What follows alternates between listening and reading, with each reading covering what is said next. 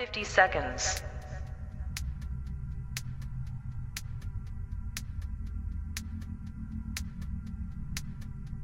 T minus 40 seconds.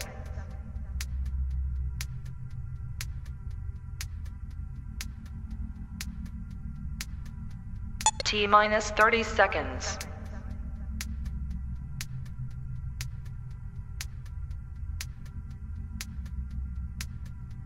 T minus 20 seconds.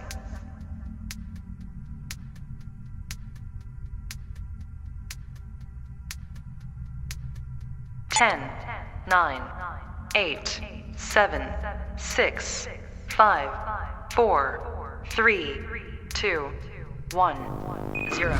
May you increase.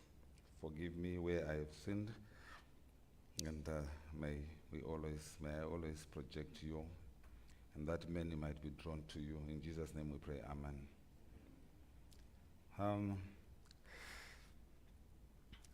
I'm talking about the land tenure, and here I'm not here to tell you what we are doing. I think you have heard a lot about it already. I'm here to get ideas from you. You as business people, as CEOs and intellectuals, on what we can do to make this program and product better. And after this, we are going to then go into. So I'm going to spend maybe 10 minutes just to highlight a few issues. I have a 27-page slide that I will then give to the CEO of the CEO Roundtable, and then you can go and look at it. It is broken up into a few, and what the government's intention is, what constitutes the committee that I chair, and gives us examples of how best we can do that program. So this is this entire presentation, and from it maybe you can also get a few things that we can look at, and then we can have some ideas around it, and you can improve it. We are not perfect. We want to solve the problem and not just project the problem to say that this is the problem. We want to solve it for the betterment of the country. That's what we are here about. I've come with two gentlemen that are going to assist us as we are going to be deliberating on the question and answer. I have Mkoma Hepson Mchechetere. Please, may you stand.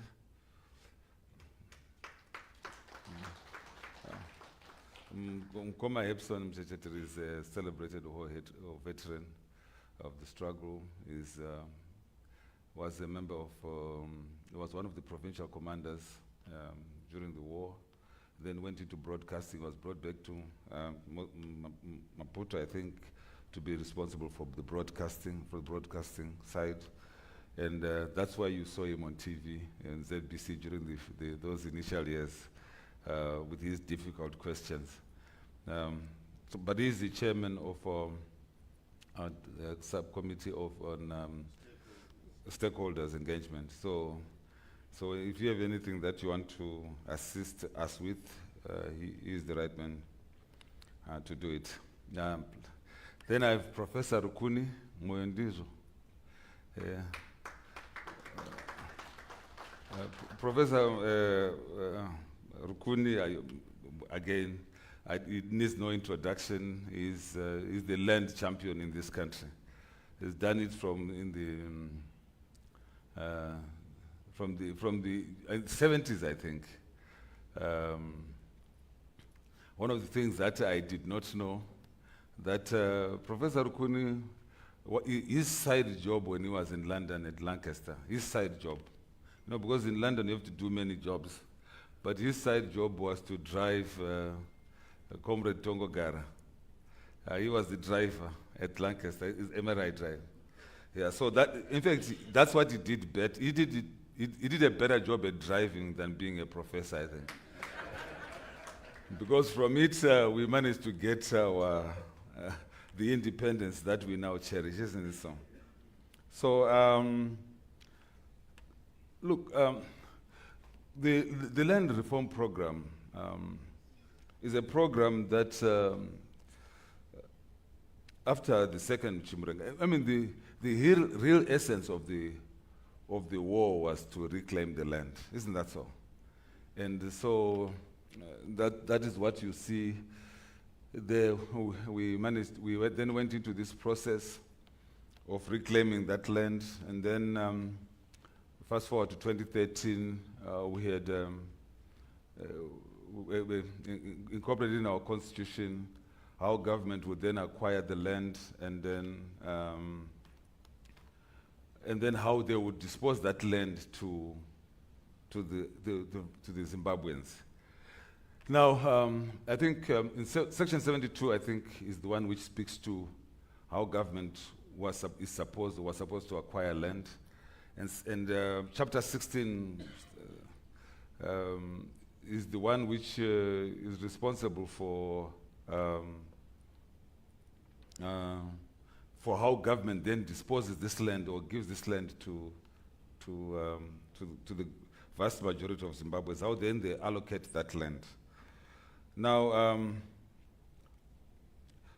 so in around 2000, when land was acquired, up to about 2013, government was giving out offer letters and permits. A1 farmers were given permits, and the A2 farmers were given offer letters. Now, we went through a transition where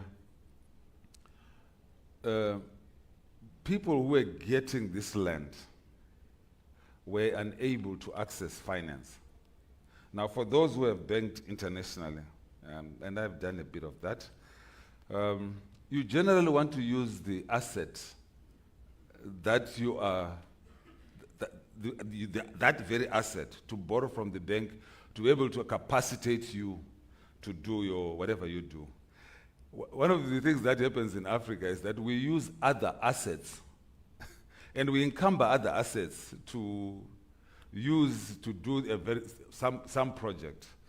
As I said to you yesterday, I use the fuel, the asset, and as security, right, for the business of fuel. So ordinarily, you must be able to use the land you must be able to use that land to be able to encumber it, to be able to build that wealth from it. So we issued out these offer letters, permits, and so forth. But after doing that, we faced a few challenges. One of them was that we were not able to access finance. The second problem that we faced after issuing those title deeds, offer letters and permits, is that the Minister of Agriculture, are they here? Very good. If they're not here, it's better for all of us. We can then talk about them. The Minister of Agriculture could literally, with a stroke of a pen, take that land away from you. So that's why you could see that no one was developing on their land. I mean, those who have offer letters, if you put a house on that plot of land, it could literally be taken by the Minister of Agriculture. That's one of the problems that we faced. And the biggest losers on this front were war veterans. War veterans, after acquiring or being allocated their pieces of land, when they died, their children struggled to get the very same piece of land, because remember, now you have to transfer it to the children. And there was and that's when now a lot of noise started coming out. One of the other things that politicians do is that they use anything that is there to try and fix people, isn't it? And one of the things that happened, I think, in 2017, when the president was asked to leave his office as vice president then, and he left and he went away to South Africa. During that 2-week period, someone, together with the then Minister of Agriculture, they went in the middle, and took half of that farm and gave it to someone else. And there was irrigation equipment there and so forth. So there was no security from the permits that government gave, or indeed the offer letters. And that's one of the things that we struggled with. Boundary disputes. One of the things that we have discovered with Prof. Rukuni is that the boundary disputes are real. And they were real, from the Land Commission and so forth. There were a lot of disputes. And one of the things that was happening is that people who have access to some bit of power, kana wakaona pane munda usati allocate, they'll just extend it without any offer coming from government. That's one of the problems that we saw, and as a result, we could not allocate more land to everyone else. And the other issue that came about that government was trying to resolve was that Zimbabweans were now beginning to convert commercial farmland to communal use. Vanga vakuvaka communal use, vanhu vanga vakuvaka misha pamapurazi. And some chiefs, I think, have had some problems with where they were now taking that and reallocating like grazing land for their communal use. I think, Minister, you were then Minister of Lands at that time, I think, Land Resettlement. And obviously there was lack of underinvestment. So the President, in his wisdom, then realized all these challenges that we're facing, and then he said, oh, what is the best solution to do this? Let's just give these people a title to just solve this problem. We were talking about Command Agriculture yesterday, and you realize that government took over a huge chunk because people were not paying back, because people did not have, or farmers did not have anything to lose. Government had everything to lose. So now, most probably they'll have something to lose. The next slide, you will just see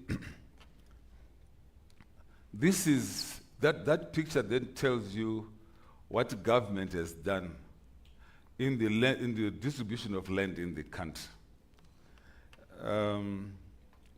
Like it or hate it, this, in my view, is the picture that shows the wealth redistribution in Zimbabwe. This is what we went to war for, to reallocate and redistribute the land in that manner. If you can see, large-scale commercial farmland was 15.5 hectares in 1980. Now it's 5.8. Small-scale commercial farmers was 1.4. Now it's 11.1. The other ones are just pretty much the same. That is the distribution of land that has taken place from 1980. So most of the land is now with the people of Zimbabwe and the Zimbabweans. And now you see the A1, these are the small-scale farmers. There are 326,000 of these farmers. And then we have A2 resettlement areas, 23,000 of them, with that hectarage over there. Here we are only talking about, and then we have 1.6 million hectares under what is called small-scale areas. I think these ones, this was done around 1980. This was Matenganyika, 1980. This is small-scale areas, or even slightly before. That is, there are 10,000 households, and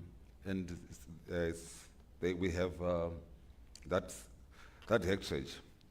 Now, the president, upon realizing the challenges that I've just talked about, came up with a land technical committee, independent land tenure. It's a technical committee. There's a technical somewhere that is missing, right? And implementation. Land tenure, it's actually not independent, it's implementation committee. I don't know who wrote this. It's an implementation committee. The president came up with this committee. The purpose of this committee is just to assist the government structures to be able to do this work more efficiently and to come up with problems and try to solve those areas where we are struggling. In that committee, we have legal and compliance, which is chaired by Vachina Masa, finance and evaluation, which is chaired by Vamatsaira, you know Vamatsaira from Standard Chartered Bank, survey, planning and digitization from our Professor Rukuni, and stakeholder engagement by This 13-member committee is a representative of the entire country. We have youth, women, war veterans, we have bankers, we have business people. I represent the business community, and that's why I'm saying that since you are the business, you are going to tell us what we should do to make sure that this product is going to be realized more efficiently. Look, I'm just jumping all over the place because I want us to ask questions. We jump to I think slide number 9. No, maybe slide number 9. So, the value of this land was never realized by government. So when government acquired this land, this was a dead asset. Because it was never realized in the government books, you could not use it for anything. But because of this process now, which we are now doing, we are now hoping that we are going to realize some money from the sale of this land. Now, let me say this to you. The government cannot give land for free. It's ingrained in the Constitution, I think. As I said in chapter 16 of the Constitution, not I think, I know. They cannot just allocate land for free. It is actually supposed to be allocated for value, alienated for value, or alienated for value. And so that value that we are alienating this land is what now we are talking about in this slide here. We are expecting to realize close to $16 billion over the next 20 years from the land. Maybe I just forgot to tell you that there's some land which has been allocated to urbanization, with the Harare New City and so forth, and some land which is being used to develop new cities, develop around Harare. We are also responsible to making sure that that is done properly and fairly. But we are going to generate some money from this process. And this money, remember I also said that there are only 360,000 farmers who have been allocated land. Now, there are how many people are in Zimbabwe? 16 million people. How is Zimbabwe going to benefit from 360,000 people? So the money that those farmers pay must go and assist the other 16 million people who the very war veterans fought for. And so that component of payment then goes and assists Zimbabwe. May I also add that we have some compensation that you all know. We have to compensate the equipment on those farm infrastructure. What we were doing as government is that we were using the government resources to pay for that, which is not supposed to happen, isn't it? It's supposed to be able to pay it from those people who are farming are supposed to pay for that compensation. And this was also a misnomer. That's why we went into those kind of inflationary pressures, because government was using money which was meant for other things to pay for that land. So that 16 billion that we are going to collect over a period of 20 years is going to be distributed in that manner, where 22.5% is going to go to the compensation of the white farmers. It's 3.5 billion, which is supposed to be paid over 20 years. And then sovereign debt reduction, we need to fix our sovereign debt. And then infrastructure upgrades, presidential reserves, agricultural loans, agricultural infrastructure, RBZ reserve support, chiefs development, war veterans, and etc. This is where the money is going to go. So to that end, government is set up an escrow account where as farmers are paying, that money is going into that escrow account, and then it's going to be distributed in that manner. Okay. Now, this is, I think, the long and short of it. This is what we are doing. Okay, very good. So how do we how do we value this land? How do we value this land? I'm going all over the place. Please forgive me. So we have A2 farmers and we have A1 farms, right? The A2 farms are about 6 hectares. A1 farms are about 6 hectares. A2 farms are about 200 hectares. So what we did is that the value of the land average in Zimbabwe is around 1,500 per hectare, average countrywide. About 1,000, 1,200 per hectare countrywide. But what the president decided to do is that he decided to give discounts of up to 60% for every farmer.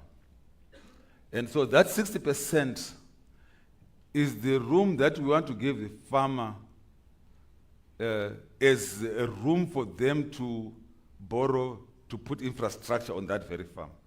You following, right? So instead of going to borrow and using your house in Borodale, no, you are actually going to use that farm, because when you actually do a evaluation of that farm, there will be room, and then you can have a second mortgage or whatever to put on that farm. So that 60% discount was given specifically for that. But there are certain people who lost value over the last 20 years, and president decided to give them discounts, 2.5% to 5%. So any person who was in government, Mtambara, you only lived there for 5 years. You don't qualify.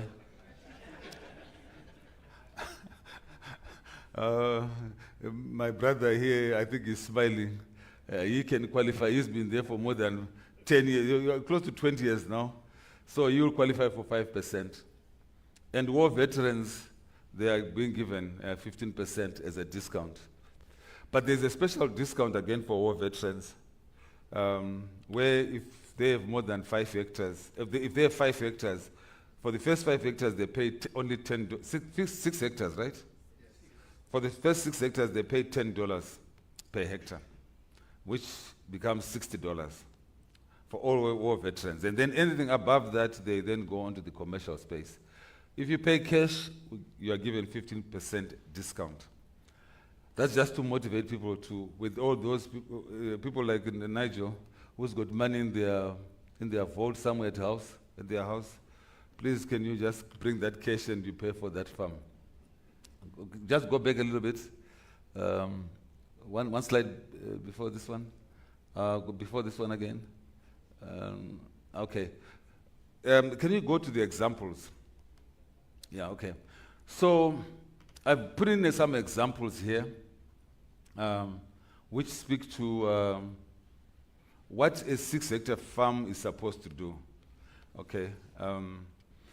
Now, before I even get to this point, do you know that Zimbabwe is most probably one of the countries which has got, we say it's the most dammed country. They have too many dams. And those dams are not being utilized. The water in this country, the dammed water is not being utilized, okay? Not the other dam, but the water in a dam, okay? It's not being utilized. We should be able to irrigate up to 2 million hectares to 2.5 million hectares with the dams that we have in the country. So that water is just evaporating and not being utilized anywhere. But what we are now going to try and do is that we are giving examples of how a farmer can then use their 6 hectares, for instance, to actually become a great farmer without necessarily doing the things that we always used to do. I mean, if I give Obey a farm, I don't know much bag.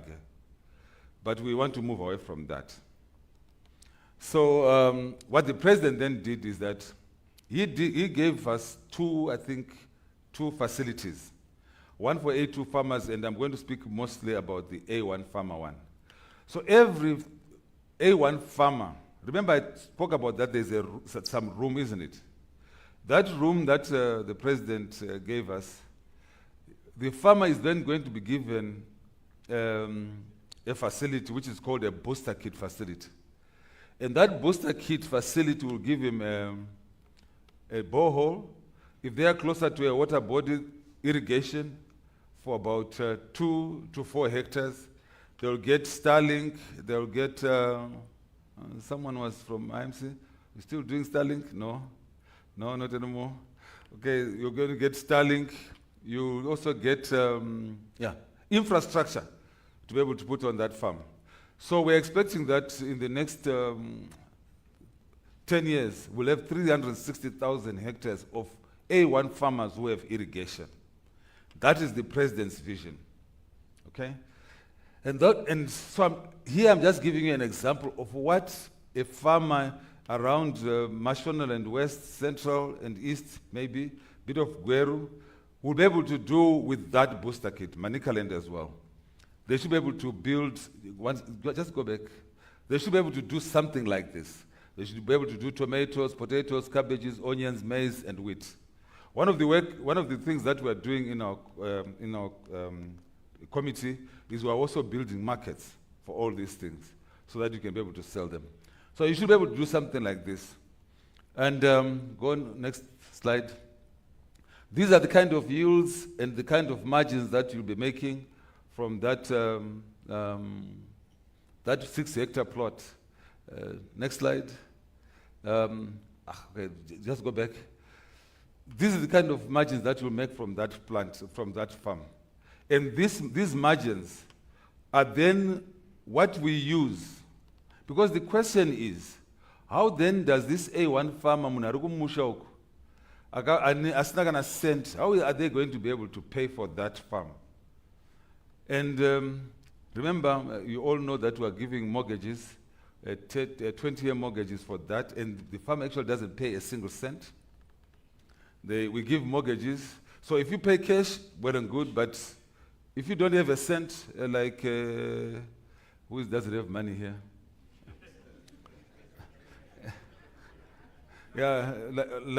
Kenyans, you don't have money.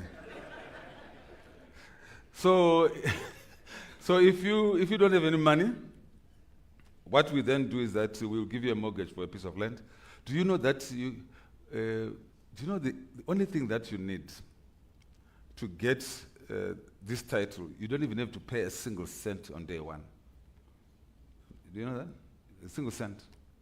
So you come and you say, I have this offer letter or this permit, and this permit, then we say, okay, we're going to convert it to a title. And then we'll sign a contract with you. Then you say, okay, which bank do you bank with? You say that you bank with FBC. Then we'll do a mortgage agreement with you and FBC. And after doing that, you have your title deed that is mortgaged over 20 years.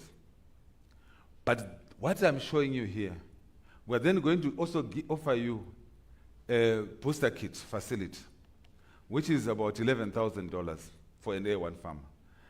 And that booster kit, you should pay it over 7 to 10 years. Okay? Not paying a single cent. And every cost, every cost that is associated with the borrowing is added onto the cost of that mortgage or of that infrastructure. And then we will expect you to farm. We'll also give you an insurance product to be able to insure you from any problem that you are going to face. Then you are going to go and farm. What we want from you only is your body and your mind to wake up at 4 and 5 o'clock in the morning and make sure that this happens. That's all we need from you. All the other risk mitigants we have put in place for you to make sure if there is a drought, we have a drought insurance policy for you. If your field is bent, we have an insurance for that for you. All we want is for you to go and farm. And when you farm, if you struggle to get anywhere to sell, we will sell that product for you. So this is what is going to happen to those who have A1 farms, who then will participate. I've just given you an example. Other people will go into cattle, dairy, and so forth, sugarcane. We are going to be going to Chiredzi in June to try and assist them. So this is what you'll get. Now, this is a 15 to 25 year program. It's not today, so you're not going to see the result today. But we are going to try and assist you to become a farmer. That's what we are going to do. And the numbers that you are now seeing over there is what will be the product from allowing all those people to be able to farm. That is going to be the product. GDP of over close to 30 billion. A1 farmers' annual spending capacity will be about 8.1 billion. 3.68 billion A2 farms annual spending capacity for the A2 farmers, and so forth. This is what we are driving towards. Next slide. Okay. The impact on the economy, GDP will be, this is nominal GDP, by the way, 52, 72, 258 by 2050. That will be the outlook. When we solve the farming side, let's go to the next slide. Next, this is more or less the same. Okay, we're anticipating, just go back a little bit. We're anticipating this kind of numbers. We got this from agriculture.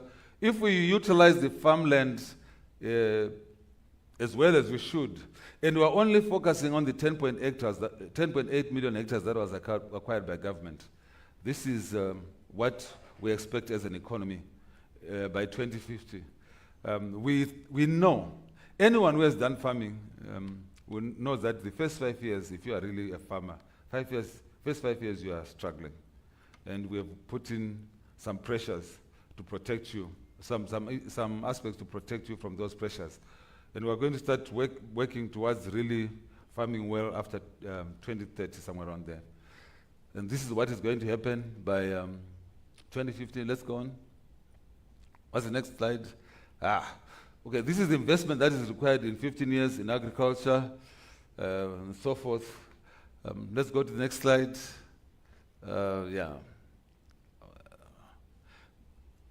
Okay.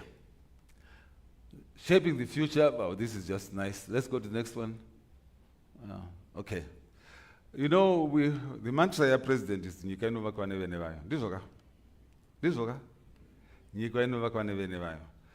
What we have done is that we want to transform this dead asset. Now I'm talking to you as business people. We're trying to transform the dead asset called land into something that is going to work for Zimbabwe. Okay? And when this works, it is going to assist all the other businesses around it. The industry is going to flourish, and everything else is going to flourish. So what our responsibility is over the period of time is to try and assist this farmer to be able to go to work. And also to know that zvinazvipiwa mahara, zvinoita sei, zvinoshandirwa. And when we do that, then this economy is going to be great. And Mkoma Nigel, the point that you raised, which is a pertinent one, is that when everybody sees that Zimbabwe is beginning to work, then they are going to come with their money, and this place is going to be safe. When they see us as just as a spending space, no one is going to bring their money here. They want to bring money where this place is safe and where we are able to build something. I hope that I've talked too much actually. I wanted to talk for 10 minutes, and I was going all over the place. But I've got my two gentlemen here who are going to assist me. But I don't know if there are any questions, anything that you would want to ask, so that at least. And when you ask, remember, we also want a what? Andika? We want a what? Yes, we want a solution. We don't want problems. Don't tell us, why did government first do the land reform? That question is not my answer. I don't have an answer. I do have an answer, actually. It was to make sure that your fathers and your brothers also get land, isn't it? But give me a solution. I want solutions. Yes. Yes, Mkoma Mtambara. I think this is working. Can I have someone taking those questions, Lynette?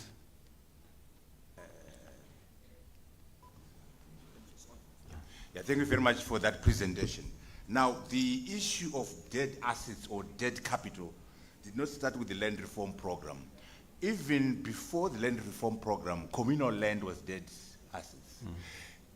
Great effort. Solution. Why don't you also extend the creation of legal infrastructure to communal land so that the assets belonging to our poor Zimbabweans are liquid?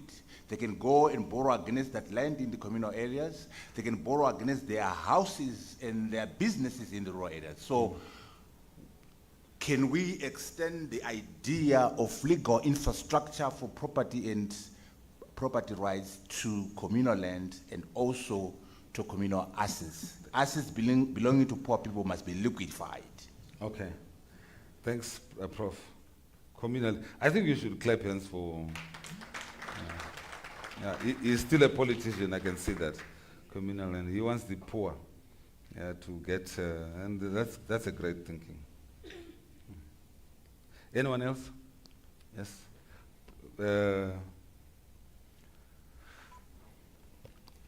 Thank you very much, Dr. Tagwirei, for your presentation, and we really appreciate the work that you have done so far, because there was great need to address the issue of ownership. I happened to be Minister of Lands at one time, and I scratched my head to say, why did the president give me this portfolio? Because it's very challenging. First, I just wanted to make it clear, A1s don't have 6 hectares. The 6 hectares is the arable land they have. But in total, they have 20 hectares. Now, the 13 hectares is part of a communal grazing. You can't identify it as yours. So there's 6 hectares for your cropping, and then there's 1 hectare for residential development, and then 13 hectares, which is bound together. What I've realized, we have got challenges in terms of land invasions, and land invasions take place in A1 areas, and people move themselves into the grazing area.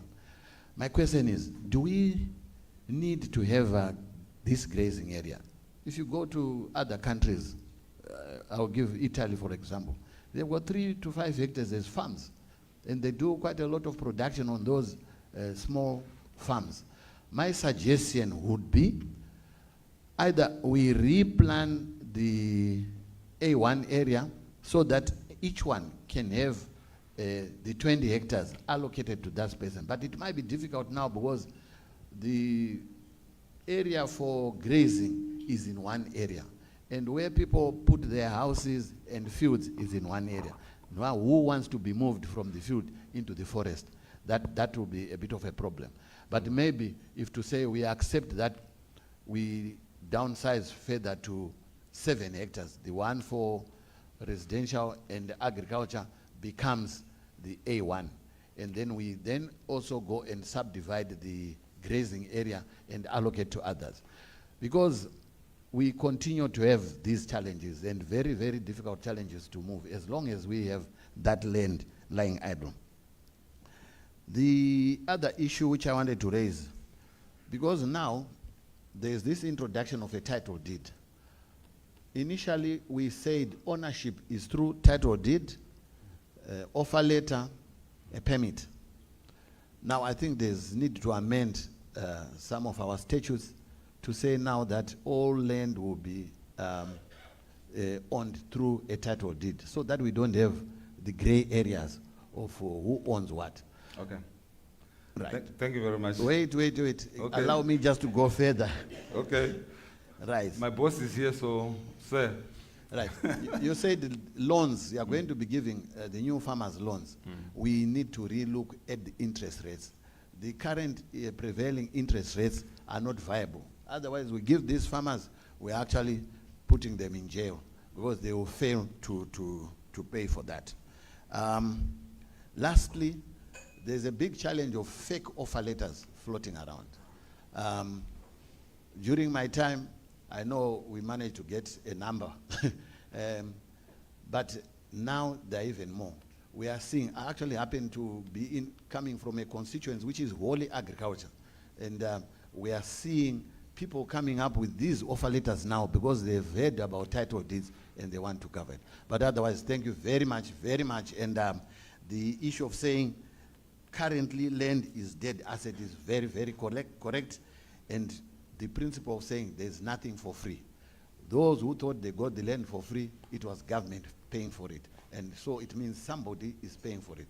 But otherwise, let's say the user pays for it. Thank you very much. Thank you very much. Any more? Anyone else? I'll just take one more, and then I'll get some more questions. One more. Yes, my brother. Thank you very much for your presentation, which cleared quite a number of issues that we had as professional bodies and also as business. I want to find out how much are you working with expert advice and professional bodies that we have in the country. We have the survey professionals, we have the engineering bodies that have a lot of capacity to kind of assist in the project in terms of the scientific think tanking. That's number one. And then secondly, there are quite a lot of unknowns even after your very explicit presentations. For instance, you know Zimbabweans are very enterprising. How are we going to deal with the fungibility, the commercialization? You know, I get my deed today, I sell it at a price that you yourself will not even believe. We may then be creating a market for speculation. What safeguards do we have to ensure that this land is used as a common good, and also that the allocation that we did, of course, I know there was a lot of dust during the land reform. A lot of people that I know have diplomas in agriculture, degrees, and are experts did not get a single piece or not even 1 inch of land. How are we going to correct that? So that the capacity utilization can be realized. Okay. But my main point is basically I think we need think tanking and the inclusivity of thinking in terms of designing Zimbabwean programs. Thank you very much. I will try and answer some, and then I'm going to ask Prof. Rukuni to assist on something that the minister might have said. But communal land, Ramtambara, most likely is going to be the next stage, not now. We want to absorb the shocks of offering title now. Then after that, we're then going to communal land area. The inspiration on communal title, I actually get it from Rwanda, where they have actually given title to communal land, and it is working wonders for them. They are using that as an asset to do some of the very things that they are doing as a country. Many things that they are building on the basis of giving title to communal land. I agree with you totally. And I think that once we have solved the problems that we're facing right now, we will then begin to consider that. However, I want to, and there are a lot of instruments that is associated, statutory, that are associated with communal land that we also need to seriously look at. Communal space in Dear Mazimambo. And and we need to see how best we can navigate that space. And that's the reason why it took the problem ne Ishataro na Wamombe Shora, grazing area, because the remember we had that grazing area and making it communal as well, with a part of their land. But in terms of concept, principle, totally agree with you, and I think we should go into that direction.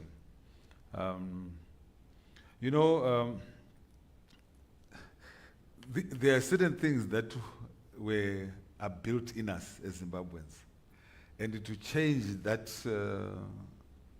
and to have this modern thinking takes a bit of time. And I think we need to give credit to government that they've actually decided that they can give title to commercial, to land that was redistributed. Comrade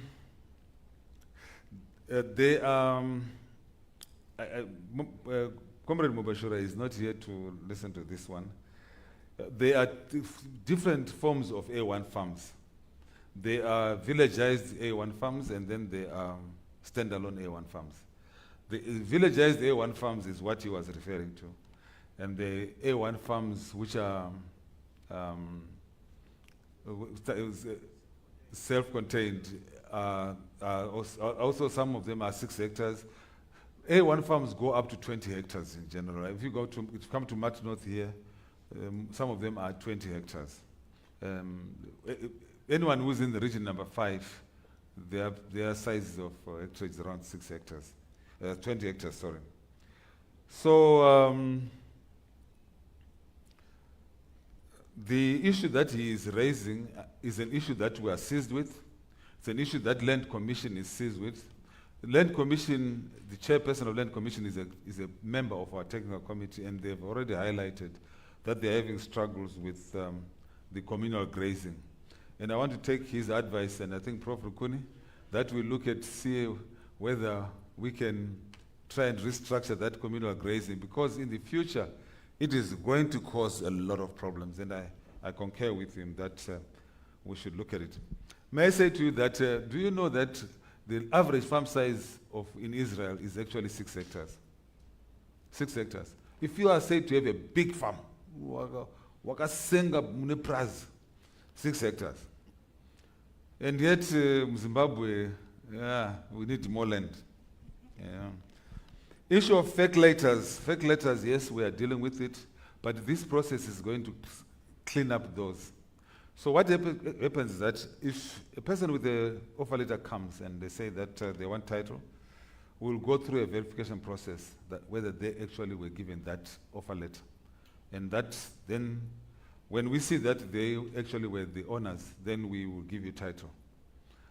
But above that, if we then give you a title by error, and someone who has claimed to that very piece of land comes up, they go through the Land Commission. There is a commission that then looks at that, and then we'll try and address that conflict amicably.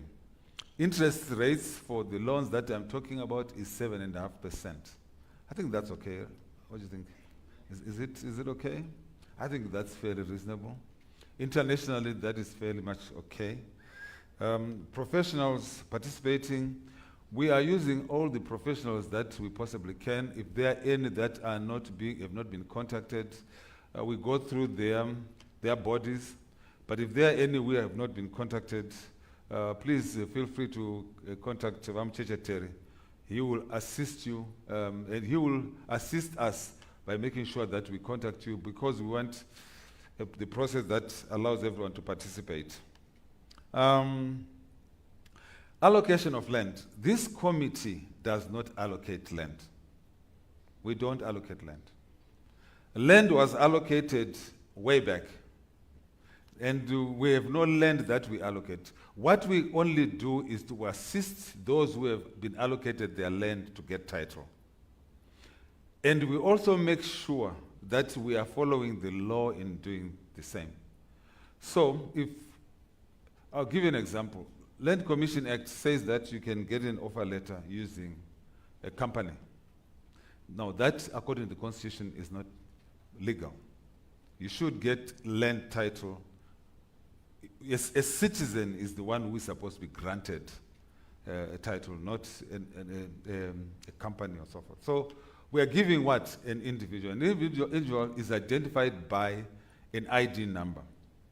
And the second thing that you should know is that I think it's, I'm not sure which one it is, I think 293 or not, I'm not very sure now, but you cannot have more than one farm.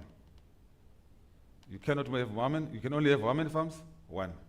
So, if your wife and you went to Kuondo, and all of you deserve farms, you as a couple will only get one farm. That is in the provisions in the Constitution. So what we are also doing, we're also doing an audit, because a lot of people, like Varukuni, have more than one farm. We just discovered. So that process will not allow you to have more than one farms. Government can only give title to one farm. So there's an audit process that is also taking place by also giving title to these farmers.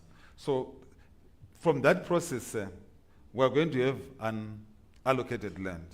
We're actually seeing that we're actually having some now.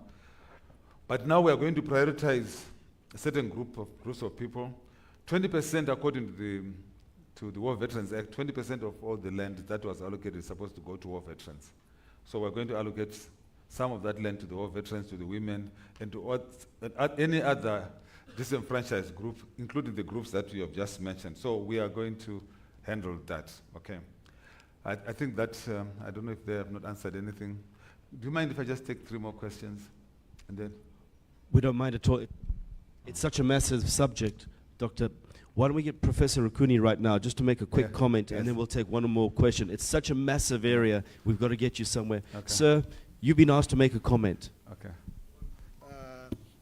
Comment on anything specific? Maybe on the A1, on the communal grazing and so forth. Communal grazing and so on. So I'm going to give 2 answers, just in case I want to get a chance to give the higher level answer. The higher level answer is, and that's why I agree with my chairman that dealing with communal area under the current situation is a bit dicey in title deeding area, because we are still a dual economy. Okay. As long as we are running on a colonial dual economy structure, which applies to every African country, all 55, you will never fully utilize the capabilities of this wonderful titling program. Why? Because the majority of the farmers that we're trying to support can only become one economy with the urban economy only if they're supplying manufacturing industries. If you're supplying barium seeker and secondary markets, you still have 2 economies. So this mass disconnection between the mass of the people in communal areas and A1 areas, they are not supplying factories. There is need for, and this is just my appeal, Chairman, the biggest issue is correcting the structural fault with the economy, and that applies to every African country, including South Africa, Nigeria, Egypt. We are dual economies. You cannot dismantle a dual economy without consciously ensuring that, these masses of farmers who are getting title deeds immediately supply manufacturing industry. Any other customer, any other off-taker is a fake off-taker. The only honest relationship between a producer, a primary producer, and a modernizing part of the economy is a manufacturer, because the manufacturer is the only off-taker who pays the correct price at the right time, because they are making money downstream. And they always ensure that these farmers are getting a good deal. And that's how you create the rural middle class, who then also become the consumers of the domestic manufactured goods and services. So that, to me, is the primary issue. So I would say that the solution for communal areas for now, following what Dr. Tagwirei said, is not so much giving title deed to the communal areas, but rather strengthening the land administration system to ensure that administrative boundaries are known, the decision makers in each administrative entity are known, and that the decisions that are made are fully recorded in the system, and they are visible throughout the system. Why? Because although we are not giving title deeds to communal areas or reorganizing the grazing areas and so on, it still is fact that most communal land is what is being grabbed by rural district councils and others to urbanize them. This is where they're also being, that land is also in big demand. And those peri-urban areas, I mean, if you're in Seke or Domboshawa or, I mean, I don't know. Chairman, you were saying to me the other day, we have 240,000 communities out there who are actually irregular urban land. Mm. So I don't know whether I answered your question, but that's my immediate Thank you very much. I think I think we can take one more question. We Yeah, haven't one had more from question. a beautiful lady. I think you're right in the front there. Yes, that's you. Don't look so surprised. Thank you, Doctor. It's such a massive area that we're delving into, and we'll probably have to do this again. But let's just get one last question due to time. Thank you for demystifying the whole project. I'm wondering if there is a plan to capacitate state entities. You realize that most state entities are not doing well because there's obviously no shareholder equity coming in of late because the country is cash-strapped.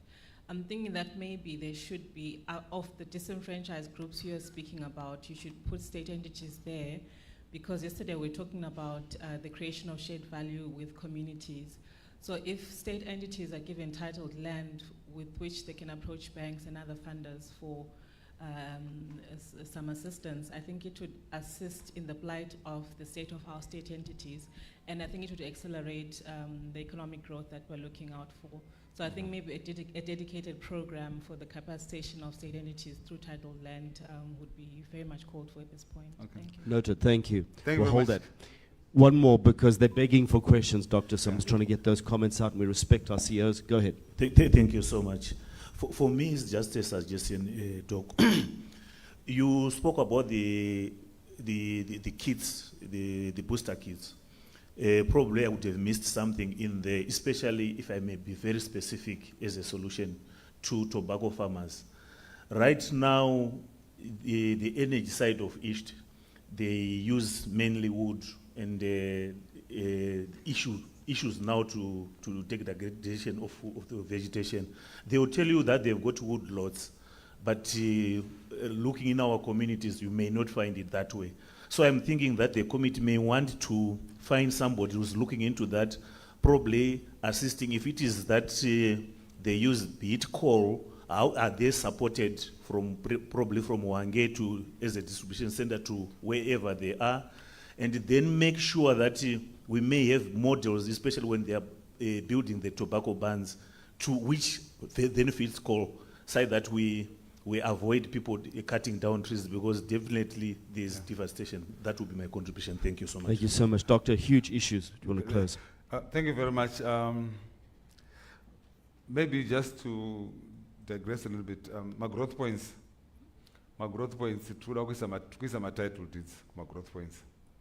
And because my growth points, iland iri kuallocatwa kudhara, handikuona panenge vari kuallocata those pieces of lands vachipa vanhu zviri haphazard.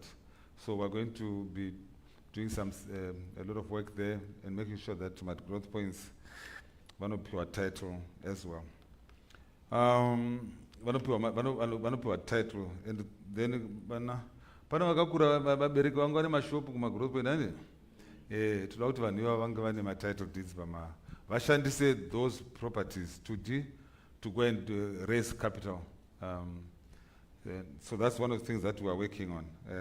But we are leaving largely the communal areas aside. Now, state entities. There is this myth that government must give someone something. I'm not going to respond fully to this, my dear, but there's this myth that government must give people things. Okay. And that's, remember, when government is giving, I mean, they are giving value to that, whatever enterprise that we are talking about. I think there might be other ways of restructuring state enterprise other than giving them stuff, particularly if we say that they have failed. And so we just need to see how best we can capacitate a state enterprise. But what government has done, which I think is commendable, is to create a sovereign wealth fund and take all these state enterprises and put them in a place where they can now then be capacitated in that space. Okay, and then give value to it. And I think that's why Mtapa is there. And I think they took most of the state enterprises away from and left just the regulatory ones within government.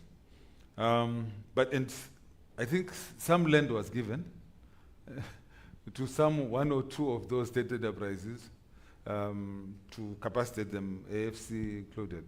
Okay, but yeah, we must give land to the people that should use it. There's a question that came regarding tobacco farmers. Now, I gave an example for a farmer in a specific place that is going to be doing mostly horticulture, right? I did not talk about the many other examples.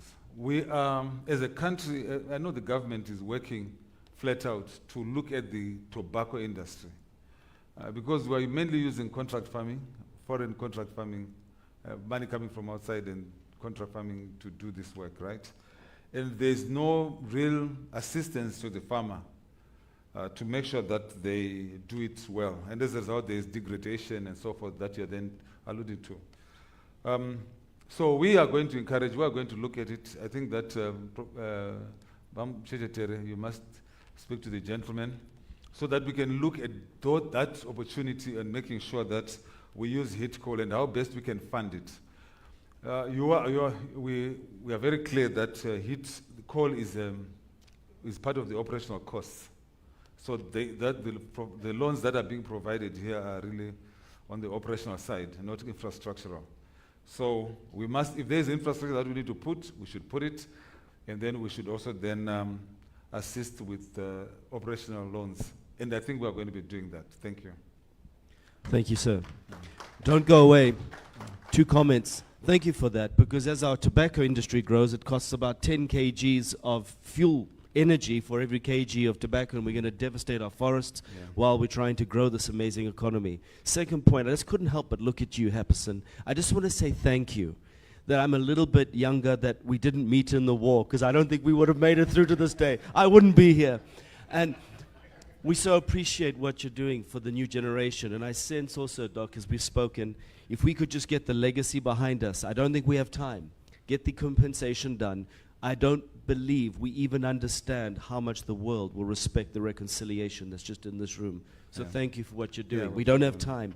And as we close out, I think all of us would just like to thank you for being so transparent last night and today, taking on heavy portfolios. Ladies and gentlemen, Dr. Kudakwashe Tagwirei, first time at the round table. Give him a standing ovation like last night. Thank you, sir. He's heading back to Harare. Thank you. I think we might even have a tiny little break if you want to get tea or